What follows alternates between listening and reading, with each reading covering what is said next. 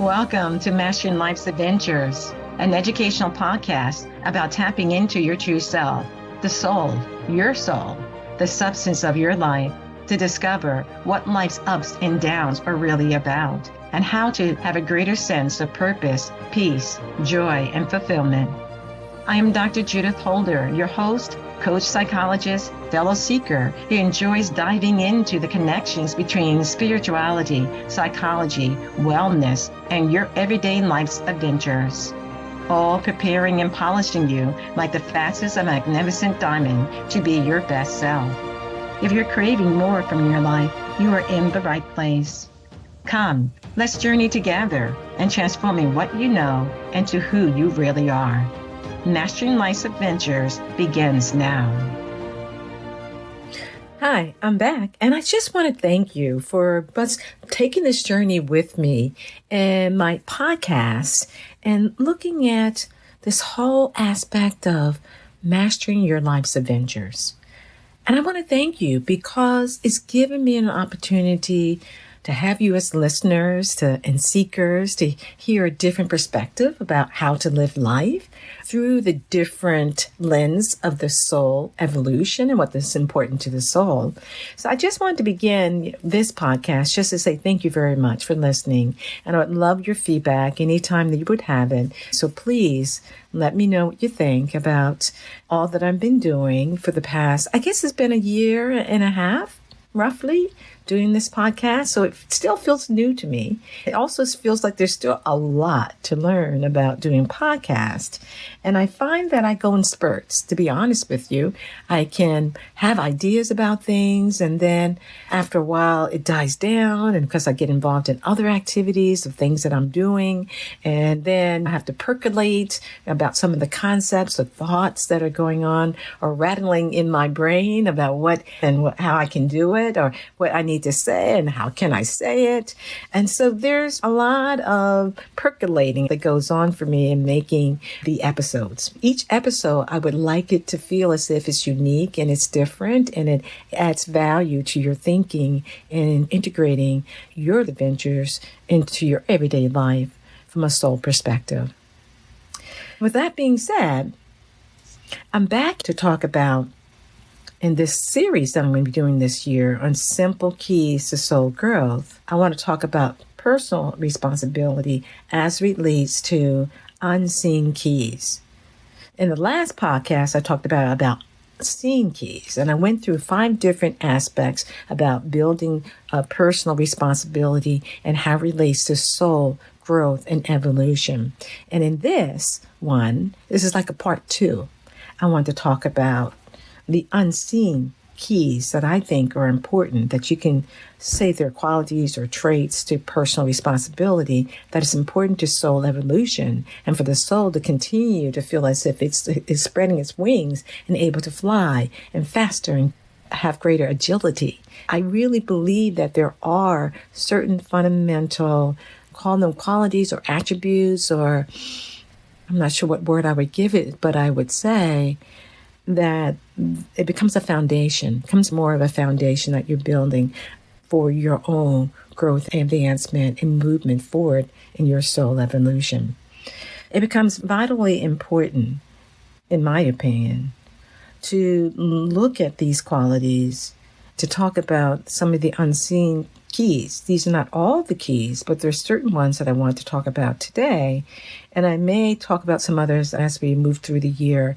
I will definitely as it relates to keys to soul growth. So I will continue to do that. But as it relates to personal responsibility, I want to get into it today and see if it leads to maybe something more down the road.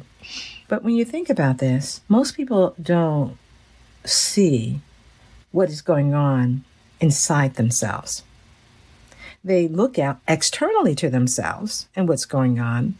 And I guess I wouldn't say they don't see it. They may experience it, they may feel it, but they may minimize what's going on internally and what it means to have personal responsibility for oneself.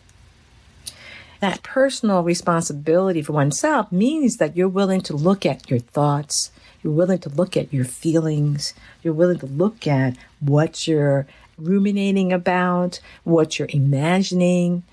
your direction that you want to move in, your reactions.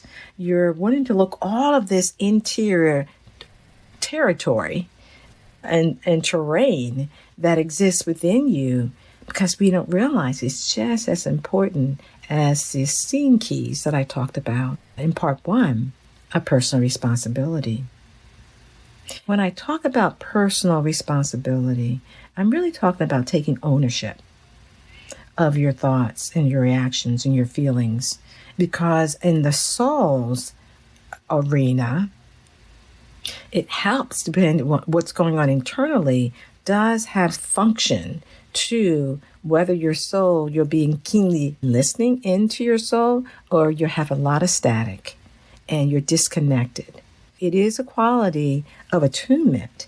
And the more that we can have greater attunement, the more we can have that line, that fast track line to our higher self, our creator, the I am presence, the Atman. The more that we can be able to have that being lock in step with what we need to do, how we need to do it, when we need to do it, and also being listening grace to hear from spontaneously in ourselves that, oh no, I don't need to do it that way. I can do it this way.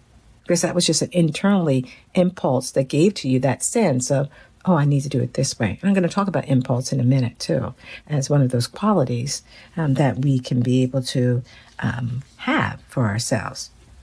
What I wanted you to do is I'm going to talk about these qualities of the unseen, of personal responsibility, and I want you to think about where you are on the Richter scale.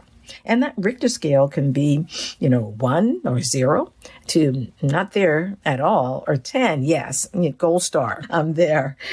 And I think I'm doing that very well. But there's always a willingness to continue to grow and to continue to advance in yourself and in the awareness of your interior design and how you're making that better and better and strengthening it so that it becomes, ultimately, you just become a better person and a better husband or wife or a better citizen of your particular country. You're just enjoying who you are because you have less static and you're taking that personal responsibility for yourself. So let's get into them. I'm going to talk about 3 today. The first one I wanted to talk about was honesty with self. And when I talk about this honesty with self, it is really a perspective thinking. It's a perspective taking that you have to look at yourself and say, am I honest with myself when I'm looking at the world and things are happening to me at work or at home or in your relationships with other individuals? Can I be really straightforward? And how honest am I with what I think and how I express it? But the unseen aspect here is that only you know how honest you're being. Yes, it may show up in your behaviors, but it first showed up in your thoughts and your feelings, and you're wrestling maybe with some things that may be going on within yourself. There can be some complexity what goes on, but I want you to think about, how am I being honest? How am I seeing things as they are, or am I seeing things through a false lens? And am I willing to go a little bit deeper and dig deeper into looking at how I'm expressing a particular thought or idea? Now, the 3 that I'm going to be talking about is this honesty to self, and they all tie in together, and the courage that is needed, and then also the control of impulses that are important on this canopy or under this canopy of expressing greater responsibility, personal responsibility.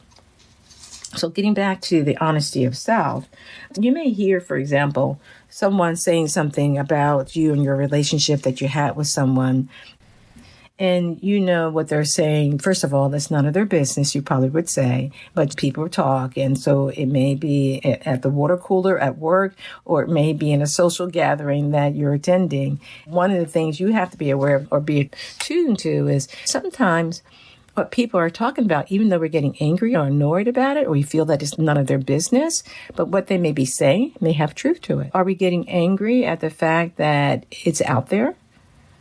Or maybe we need to switch it to the point of saying, I don't need to get angry about this, and I don't need to react to it. I'm going to own up to my component that I played in that particular relationship or that particular situation that happened. And I'm not going to get angry or upset about the gossip that goes on because I don't need to be involved in that. I don't need to be involved in that. But what I do need to be is be honest myself and look at what my contribution to the relationship, if it broke up, or to the situation that happened to you at work or at home, and that you can say to yourself, I'm willing to look at this and see what my role was and be able to make a course correction when I need to. What happens is we can move into justifying our actions and our behaviors. But what I'm saying is we're taking personal responsibility. We look inside ourselves.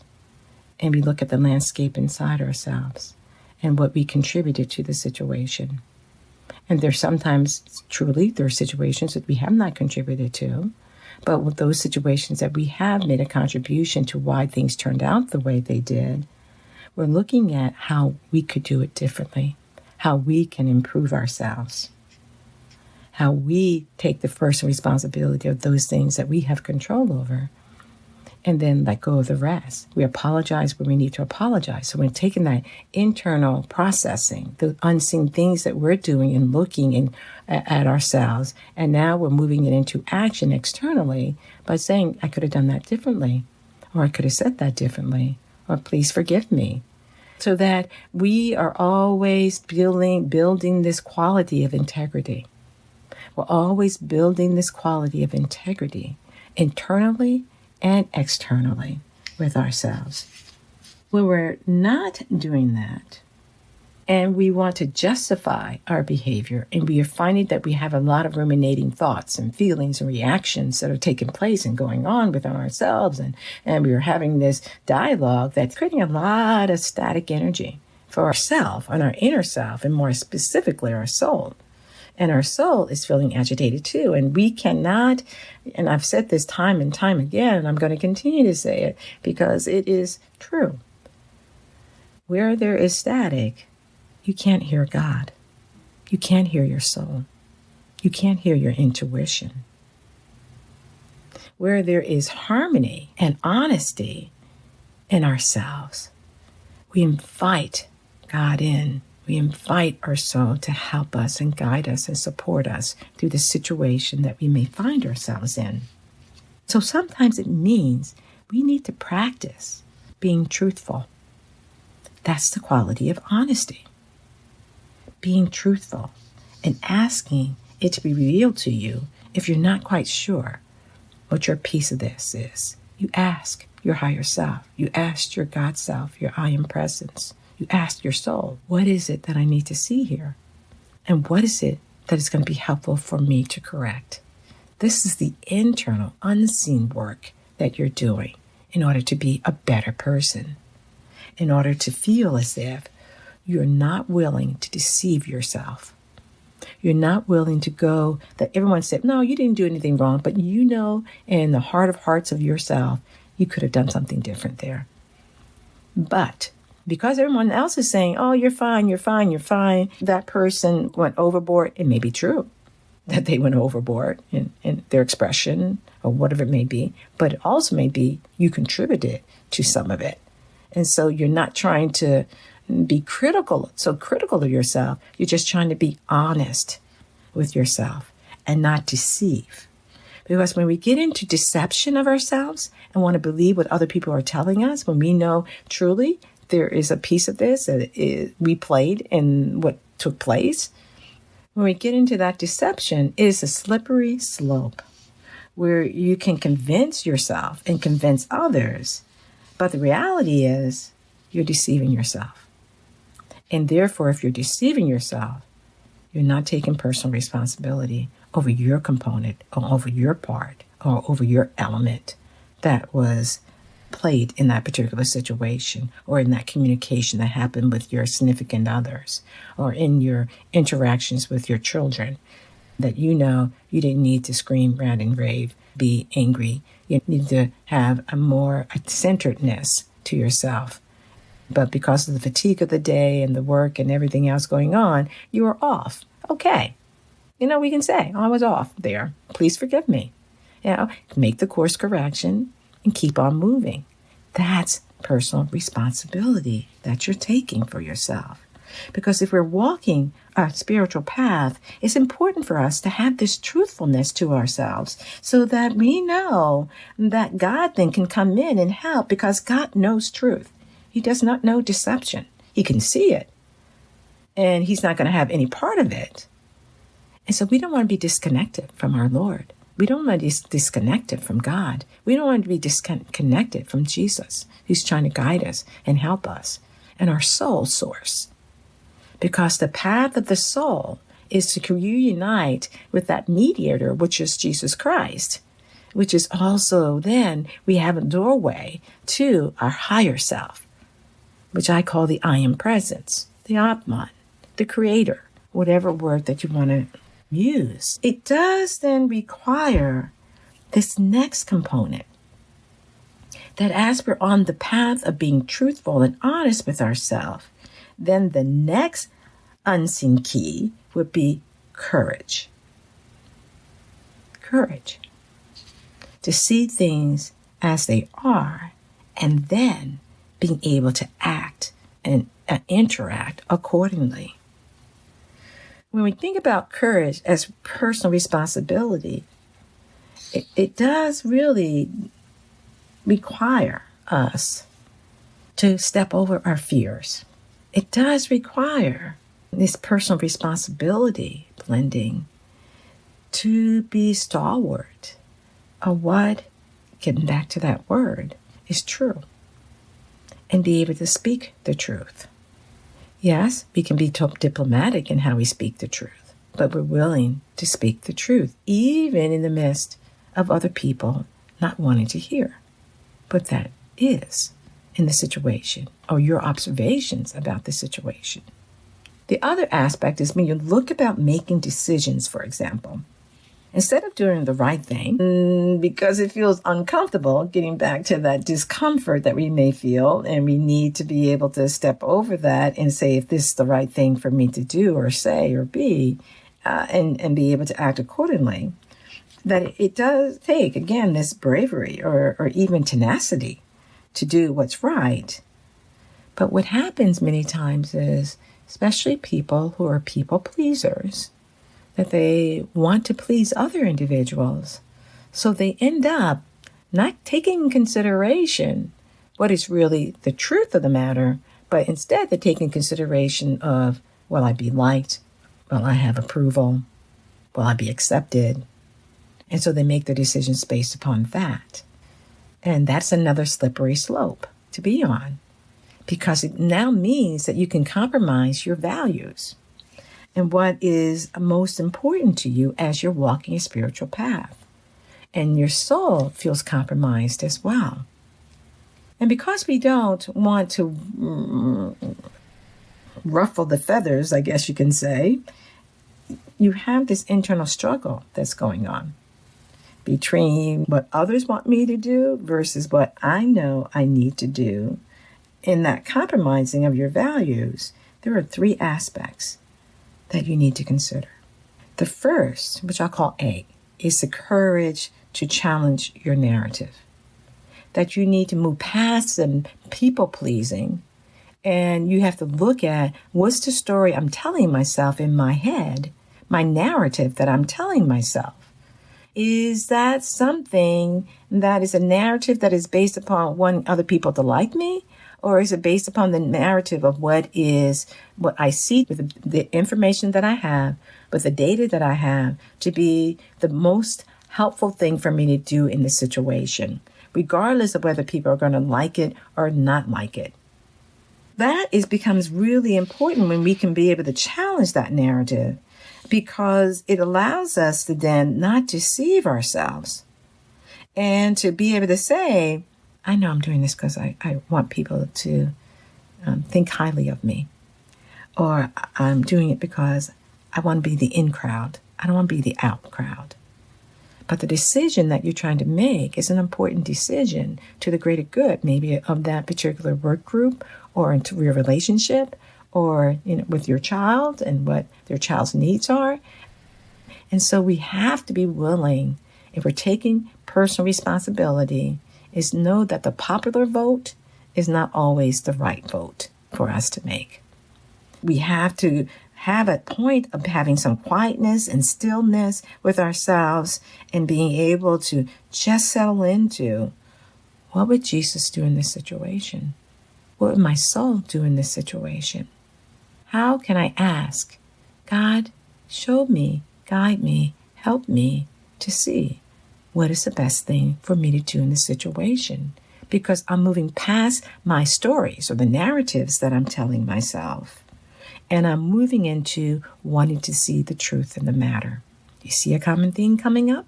Truth becomes really important as it comes to walking a spiritual path and taking personal responsibility. The other aspect that you want to be aware of is the courage of persevering. Persevering. So the courage of persevering in the midst of setbacks, disappointments, failures is really a quality of having a deep determination to stay the course. That life is going to be filled with ups and downs, sideways. It's going to go many different ways. It's just a part of life. But you're not allowing those disappointments or those failures to move you into giving up on your goals and objectives that you're trying to achieve. It means you need to just pause. You need to look in a different way. You need to ask for guidance to your higher self to give you a greater sense of what you're learning and learn from that and then go to the next level. We're going to have to persevere through certain situations and not succumb to resignation, but move into learning, growing, and having the guts to try and try again. Your soul is growing from that experience. Your soul wants to grow. So the ups, the downs, the sideways, the backways, all the ways in which the soul is learning more and more about what it takes to keep focus on our goal, which is to unite with our inner higher self, the I am presence, the Atman, the Christ within you. That is the ultimate goal. And all these experiences are trying to teach us there are two paths. One is falling out of warp, which is getting angry, frustrated, annoyed with ourselves. And the other is being willing to move higher, to grow from the experience and stay in attunement with your inner self. And I'm not saying, yes, but we're human, so we will have our disappointments, but you don't stay there, is what I'm saying. You don't stay there. You keep on moving with what's happening in your life. You have support around you. You ask for support from other individuals as well.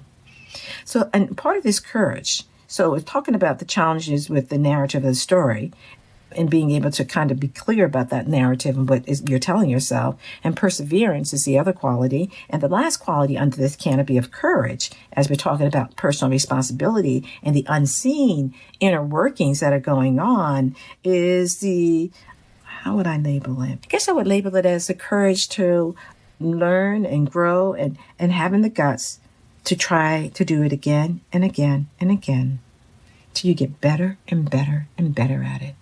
So you see the perseverance and also the learning become hand in glove, and you're walking a spiritual path.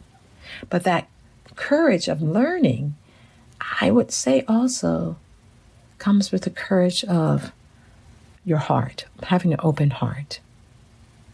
And as we have an open heart to learning, and I would say that's really the third component, is the courage of having an open heart. In the midst of your learnings and midst of you persevering through different things, you're not shutting down your heart, which is so very easy to do. I understand that, very much so. I had a significant loss in my life that recently happened to me. It felt really painful, and I've been going through the grieving process from that loss. But We don't want to shut down our heart. We want to invite God, the Holy Spirit, to help our heart, to heal our heart, to move through the experiences that we're going through. God didn't say you're not going to have hardships and ups and downs, but he did say he will always be with you. He's always with us, trying to guide us and help us and move us along if we invite him into our life and into our spaces of our being. So think about that, because when we have an open heart and other people can help us through a situation of grief or loss, or having to, even if it's at work, you're losing your job, or even as at home, you're having health issues with your children, whatever that may be, how can we always tie into this awareness that God can help us? We take the responsibilities over things we need to take responsibilities over. We take the responsibility of trying to keep an open heart that other people can't see that we're trying to do, but we're doing it because those are the unseen elements of things. Then we are inviting and walking a spiritual path, a soul path, that God is helping us to do all these things. God is guiding us, and we ask for the guidance through all these things. Courage is not something that is always seen. It's what I'm saying, I guess. And so these three aspects that I've been talking about in terms of the challenging the narrative and the perseverance and the striving to have an open heart and learning from those things that you're having experiences around. These are some of the essential ingredients that helps to advance the soul. And certainly we can talk more about this if you have an interest in it. But the last thing I wanted to get to was because of just how things are kind of evolving here, and I want to make sure we talk about, is controlling our impulses. It's the last thing I want to briefly talk about, because I can talk about it in an episode. But controlling impulses is on a continuum. And the continuum is from mild impulses to severe impulsivity. And I'm not talking about the severe impulsivities. There are mental health professionals that can help with those impulsivities, regardless whether you have ADHD or you're having some form of intermittent explosive issues going on. There's just a disorder. There are those things that do need professional support and help.